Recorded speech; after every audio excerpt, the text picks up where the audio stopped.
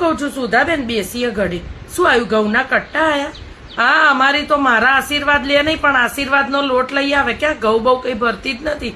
આ તો આપણે કેડો ભાંગી બોન, ઘઉં સાફ કર્યા ને ચોખા કર્યા ને દિવેલ દીધા ને આ વહુએ તો આઈને જિંદગીમાં દિવેલ રેડી દીધા છે.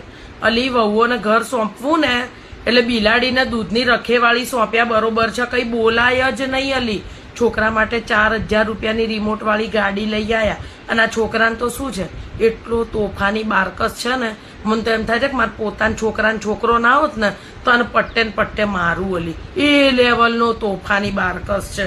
આખો દાડો રિમોટ લઈને ગાડીને ભીત જોડે અથડાવે અને હરામ જો આ બે માણા એને કંઈ કહેતા હોય તો.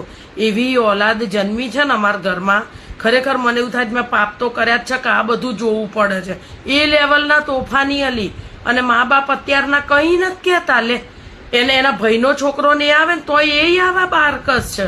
અને એ બધાની મૂકો, મારી પોતાને છોડીને છોકરા આવે ને એ આટલા નાલાયક છે.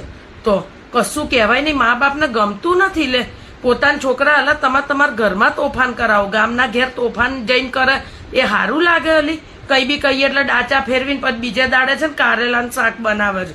હેરાન કરવા મને અને નહીં ભાવતું. અલા અને અઠવાડિયામાં 2 વાર આવે ને એટલે કે હું થાકી ગઈ છું કે બહાર જમવા લઈ જાઉં. હેલો માય યુટ્યુબ ફેમિલી, કેમ છો બધા? તમને મારા વિડીયો, રીલ્સ અને પોસ્ટ કેવા લાગે છે? સારા લાગે તો લાઈક, શેર અને કોમેન્ટ કરજો અને મારી ચેનલને સબસ્ક્રાઇબ કરજો.